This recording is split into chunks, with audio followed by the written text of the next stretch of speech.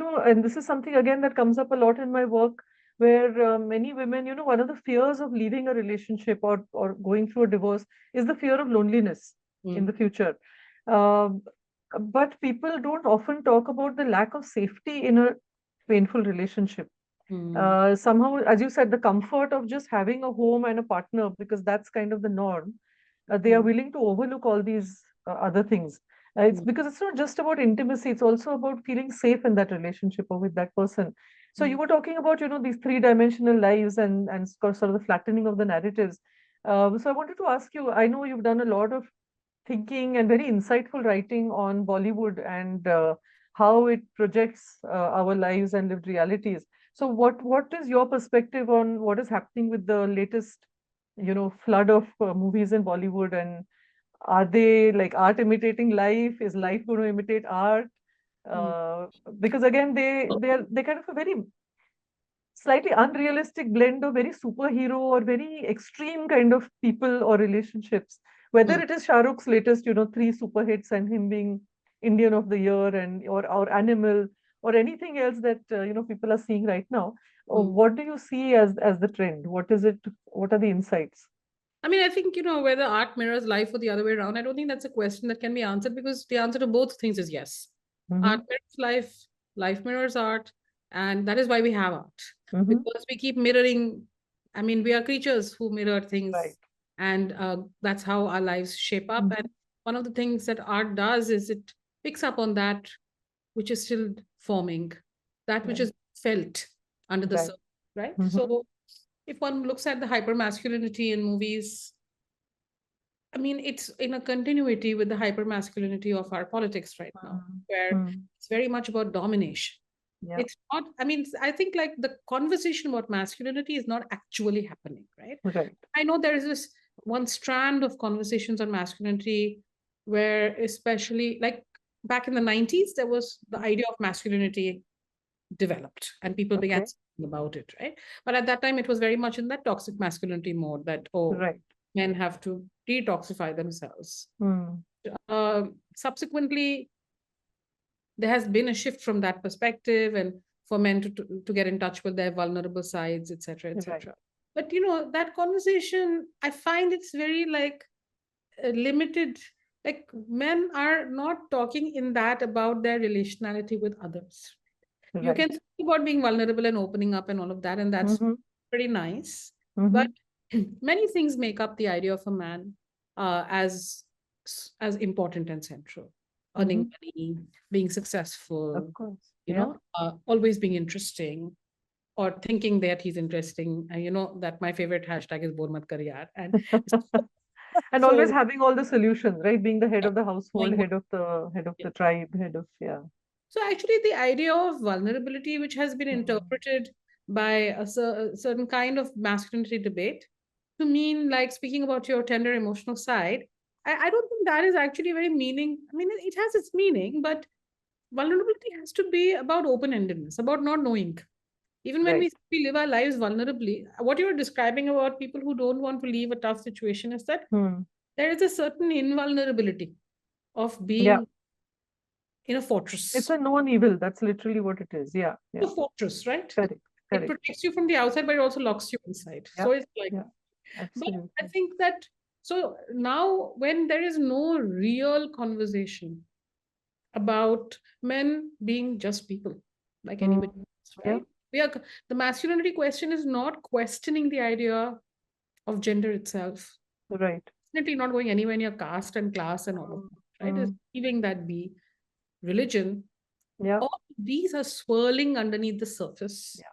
and defining the idea of masculinity as Yeah. dominant, a dominant male, Yeah. not just a Kind of person. amplifying it. It's kind of, yeah, Yeah. lifting it up as the, yeah, And sort of hegemonic narrative. Yeah. we are also living in a time that, of majoritarianism, right? So that idea that there will be a Yeah. dominant ideology, dominant Hmm. community, dominant Hmm. men. And so when that sort of pervades, and on the other hand, in actuality, what is happening is that people are moving on. Like we are seeing a Hmm. rise in single women like never Yeah. before. Yeah. True. Divorce, marrying later, not marrying at all, etc. Because why? Because it's like I'm better off without a man than one that makes life so difficult for me. Yeah. Yeah. It doesn't let me exist fully, right? So I feel like that's a crisis. Hmm. Second, there are no jobs. There's a whole kind of other crisis if you're a man. That if your man is supposed to be a guy who gets a great job and Right. gets great dowry because of the great job and is looked Yeah. after and treated Yeah. like Yeah. whatever, Yeah. वो सब अब मुमकिन नहीं हो रहा है ना, because look at Hmm. the economy also. So Correct. when your actual life is full of so many difficulties and crises, this defaulting to You hold on to that in a as, culture yeah. Yeah. and cinema giving you that, it's, Hmm. I think, like a natural response. Cinema Right. assuages our anxieties, right? That's Right. what it does. Now, I Right. think another thing that's happened in cinema, which especially also feeds that, is Okay. that there has been a whole thing through the late 90s and 2000s to say that, Hindi films, they're so stupid because they have songs. Okay. And that realism is a more refined Okay. depiction of life. And so over time, what have you seen? Realism is always gritty realism, right? Hmm. Like it's always a very masculine storytelling The about, angry young man is sort of coming or back after 2 decades. Yeah. gangs of Wasipur, gangs of Hmm. gangs of Yeah. Yeah. whatever, Yeah. but like this idea of boys and guns and True. gali, True. that is gritty realism, and that is supposed to be superior cinema. Hmm. And anything that is quote unquote feminine, songs, Right. music, Right. Right. Is emotion, rejected. Yeah. crying, oh, this ye sab itna melodramatic hai, it's so. So actually, what have we done? We have stripped emotion away from cinema, the place where we went to feel emotions that Hmm. are not allowed to us True. otherwise, True. right? True. Sexual desire and turkiness and Yeah. Yeah. cry for our heartbreaks. Where should we go to cry for our heartbreaks? That's why we're watching Korean drama. Hmm. Because True. वहाँ पर हम फूट फूट के रो True. सकते हैं, right? True. True. This I always think of I 22. never thought of it that way, but yeah, that's true. This wave of, falling in love with the K-dramas Hmm. is because it allows you that I mean, run. I in 2020 during the lockdown, Yeah. I watched Crash Landing on You like so many people, and I think for me that it was very important because so many things that had hurt me that were painful for me. Not that I hadn't cried, like I cry when I feel bad, but to be alone to watch that Mm, and to cry shamelessly, that unabashed right, thing was right, cathartic for me.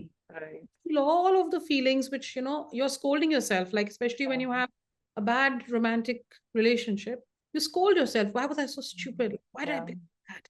And then in a way that romantic drama allows you to steep yourself in the emotion. You're forbidding yourself Mm, because you're trying not to remember the good things, you're trying not to remember how you yeah, yeah, yeah. the fantasy that romance Mm, also offers us, right? mm, And actually, in a strange way, those halves get consolidated. We mm. relive the romance, we relive the pain, and we let it go in some ways. Where to go for that, right? True, true. Because I think it also gives you a kind of a window into the universality of that experience, right? Which also is freeing. It's quite liberating to Yeah, know that, yes, this beautiful person on screen who seems perfect otherwise is also having her heart broken. I think yeah, that's kind of why, our generation people will remember why we resonated so much with Lady Diana, yeah, because it just felt like, oh my God, like a princess could go through this. Then, yeah. it kind of made our pain seem more bearable, or our heartache seem So, more acceptable, because, it could happen in a palace. and So I think surely we can deal with it. if you think about how women are represented in films now, right? Like, of course, how many women are working women in movies? Mm, Still, you don't see that. What is a woman in a movie, supposedly in the name of liberation, always a victim of sexual violence? The majority of films are about the sexual violence or the gender based violence women feel. So, of course, it is important to speak about those things. But I would like to ask a question that is describing a problem the mm, solution to a problem? mm. And is realism, which merely describes the difficulties or Right, describes what is right. tough, as opposed to fantasy, which gives you the imagination Mm, of something else, which right. opens up something in your heart, which says, I want to be not Mm, like what's so great about reality. I want something other than the reality that's available to me right now. So I right. think those spaces actually have become very few. And Mm, even our conversations, to go from the earlier part about red flags, and this is a kind of realism oriented approach right. to relationships. That's why the richness of emotional life, which is in poetry, which is in art, which is in actually reflecting on one's own relationships, the amount of time my friends and I spend talking about our lives to each other, what a luxury. Which is a luxury. I was just going to say, which is such a luxury because we don't have the time and the space and often the inclination, It's Yeah, more like just get a quick fix, figure out the algorithm, of how to mend your heart and kind of move on with it. So even the work that I do with conscious uncoupling, it's yeah, actually a long journey. It's a process. A yeah, lot of people feel that now that I've taken the decision to uncouple, it should happen quickly. mm, It takes time because you have to. It's like the hero's journey. You have to go into the dark cave. yeah, You can't just bypass the dark cave and find the treasure. It's yeah. kind of So it's tricky. maybe the question then becomes like, when we talk about cinema and how it's portraying relationships, the short answer is not really portraying too many relationships, is it? Right. Like a lot of it is about, I mean, a love story portrayed a relationship for good or Hmm. ill. And I'm not holding that up as any kind of emblem of anything, but I'm saying that was about relationships. Now, Hmm. very few things are about relationships. They're often about Right. lifestyles or issues, or, Hmm. they become very sort of aspirational in some form or the other. So, in a sense, Hmm. there's not much opening for that discussion in popular culture. There is, I mean, not that there's none, there will be Right. popular things, but the tendency. Right. And when we say Right. masculinity, I think one thing very important to remember about cinema is, and I always like to tell the story that when I saw Salim Langre Pe Matro, Saeed Hmm. Mirza's, Hmm. which is one of the first films that has this kind of swag street culture that Salim Langra represents. Right. And I remember thinking like, wow, I want to be like Salim Langra because cool. Right. So it's actually the way that we relate to characters on screen, Right. it's gender agnostic, right? It's Right. Of course. it's like in our dream, they say, no, in your dream, everybody is you. Right. Every character in your dream is actually you. And True. similarly, True. film, like when I was growing up, I identified with all the vamps because Uh-huh. they had nice clothes, Right. they were And they having. were very empowered in many ways. They were independent and I yeah. don't think I thought all that. I just Yeah. felt Yeah. their clothes are Yeah. good, They were very cool. time Yeah. and they Yeah. had good songs. But Right. the hero is having a lot of difficulties and crying quite a bit, and also I was not that much into it. Right. What do you relate to and what will lead you? True. True. So True. in a way, all of us, all genders, are watching these movies Mm, about this hyper masculinity, and we are all internalizing. true. Some of us are hating it, but yeah. Yeah. Particularly, I feel the young people. So in the workshops that I do on gender, one of we talk about some Hollywood films, Hmm. Jurassic Park, for example, or the Marvel movies and the kind of depictions. So it's not just about having a different opinion from people. It's also about one can see the long-term impact this will have on the young people in the audience who are in their millions, sitting in the theater watching this, and probably, as you said, never having any space to reflect on or Hmm. have someone make meaning of what happened in the film to say, Yeah. okay, this was what happened in the film, but this is the reason why, this is not something we want to actually do in our lives. Hmm. And kind of just assuming that that's how it should be or that's the role that they should play. I mean, I think a good analogy would be that, people often ask about pornography, like, Hmm. is porn good or bad? And Right. the answer to that is that, porn is just porn. Like, there are some Mhm. awful things in porn which are Right. also in society. There's Right. exploitations in porn which are also present in society. Right. But that's not a justification, and there are also types and types of porn. Right. The issue is that other than porn, there's almost no depiction of sexuality in our society, Mm. right? Do Yeah. we have Yeah. erotic easily available? Is sex actually explored in movies? Are there books? Right. Is there other Right. representations of sex? So Mm. if there were many other representations of sex, porn would be but one amongst many, Correct. right? Correct. It's But the only place people can go to. and, Mm. and then you have no sex education also, so you Yeah. have no way of understanding that this is not real, right? And then True. playing it out in your life, and there is all the repercussions of that, including the Mhm. lack of sexual pleasure. That's Right.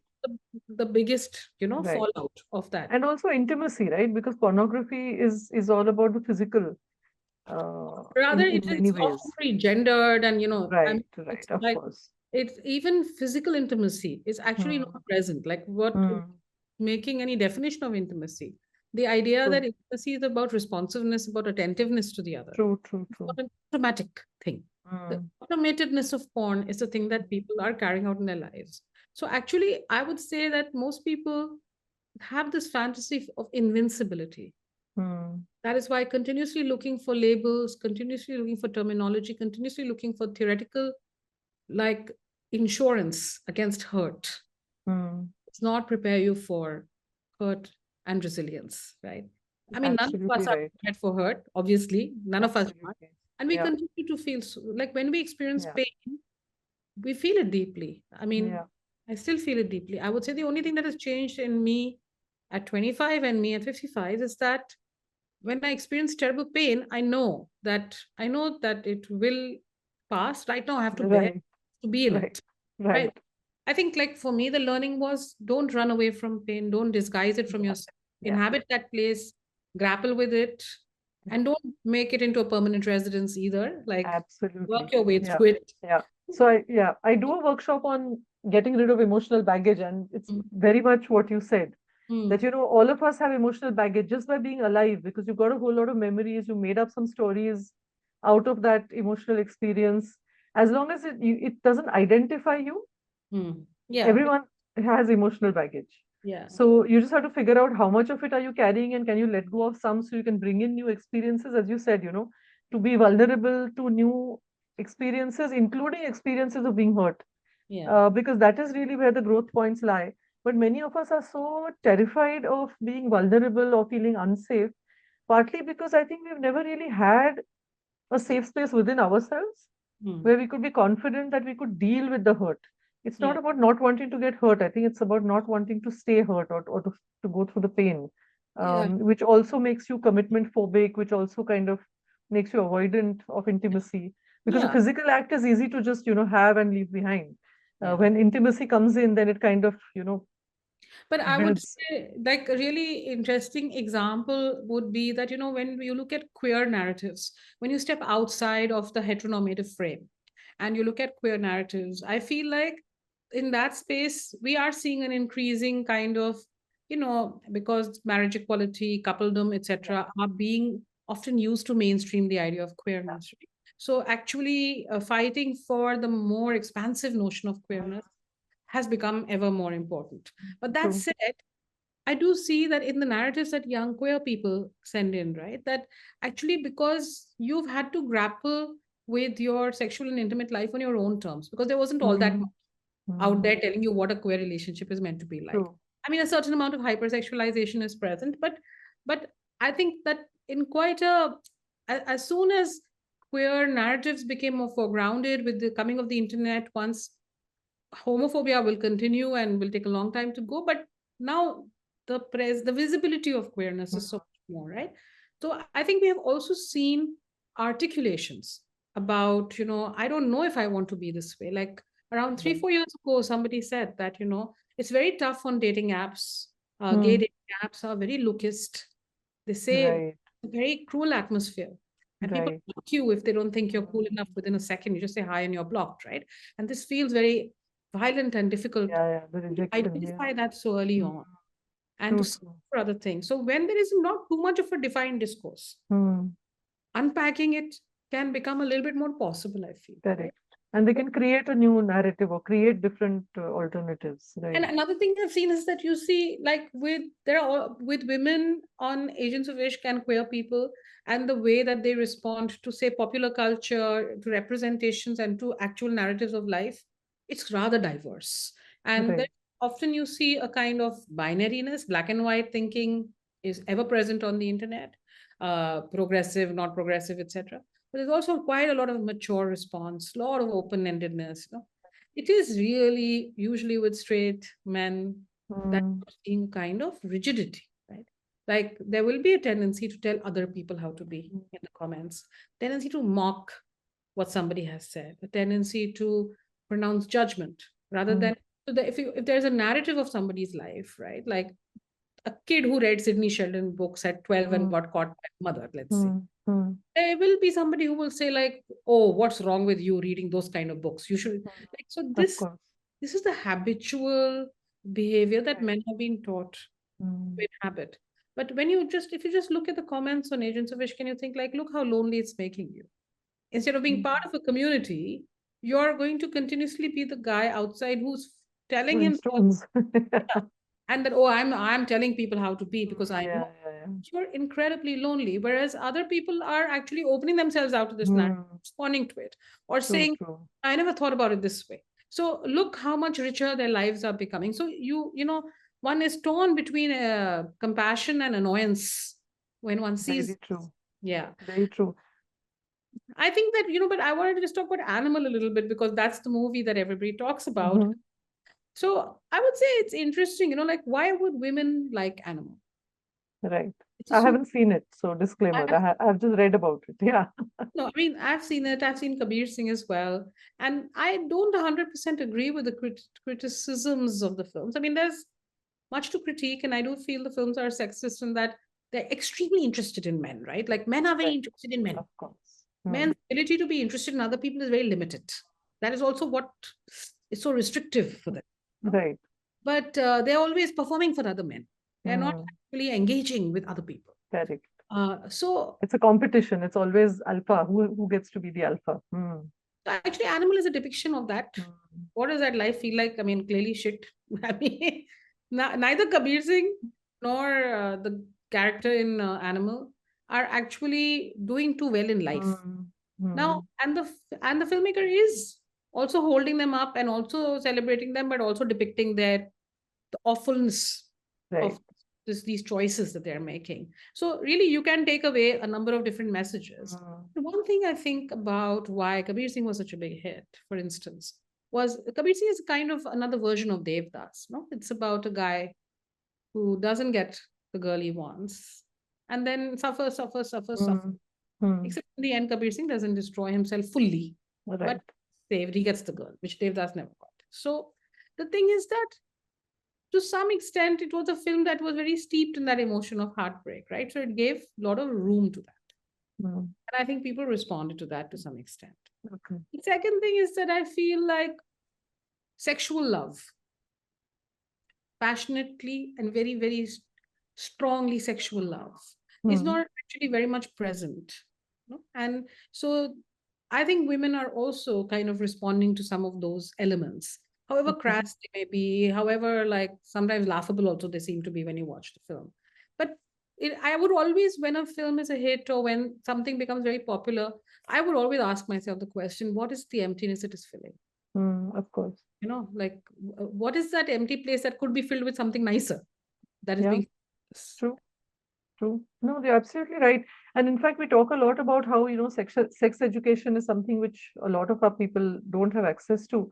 But I often wonder whether, we also need to be talking about emotional education, Absolutely. emotional self-regulation, recognizing emotional dysfunction, managing emotional dysfunction, because particularly in India, especially with women, being taught how to have healthy boundaries, how Hmm. to manage healthy boundaries, how not to be so overgiving, and this constant modeling of sacrificing, which kind of leads to dysfunction in relationships right early on, Hmm. and then becomes very difficult to extricate yourself from.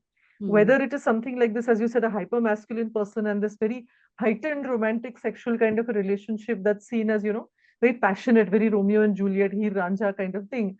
And as you live in it for year on year, Hmm. you realize that, that it is violent, it is abusive.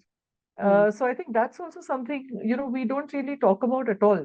About emotions, you're either seen as very melodramatic and emotions are all over the place, Yeah. or you are like in Mohabbatein, that Amitabh Bachchan's character, where he's all about just Anushasan and Parampara, and like Yeah. there's no space for emotions. Like Yeah. those are the only, again, a binary. Like there's nothing in between where you are healthy with your emotions. I also feel like there are for example, there used to be all these television shows earlier, right? Like, what's it, Sase? Hmm. You know, Sailab, there was one Sailab, there was Sase also. Yes, I mean, there these was. were shows about like older woman marrying a younger guy, Yeah, or yeah, yeah. you Yeah. know, extramarital relationships that Hmm. last for a very long time. Hmm. There's quite a lot of exploration of unorthodox relationships, Right. which you actually see is completely missing right now. Yeah. You know, True. or even if you look at, say, not super mainstream, but not like in the art film space, like Hmm. Yash Chopra's Dag, Hmm. True. Silsila. Yeah. Yeah. Um, like they examine very complex and gray emotions. And similarly, I'm thinking uh, not only television shows, but like television shows which had short stories from literature that were Yes, made into yes. series, right? So actually, that nuanced and complicated Hmm. relationality, all kinds of relationships, we saw them depicted. Yeah, Now, of course, you can turn around and ask that, well, things were much more black and white in everyday life then. But I do believe that having that space to have those emotions is quite important for our emotional health. right, Right? right. Culture is a very big teacher for all of us. Hmm.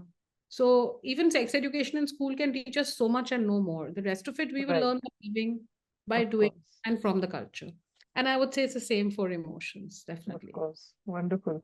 Thank you so much, Paromita. This has been a very, very engaging conversation. I know you and I could carry on talking for another hour or so because there is just so much to explore, right? Because this is who we are as human beings. And for me as a doctor, I also find it very fascinating how little we know Mm, about how we as a human species, how we became who we became was literally by having community. mm, That is what differentiates us from everyone. That's what kept us safe, that kept us sort of regulated.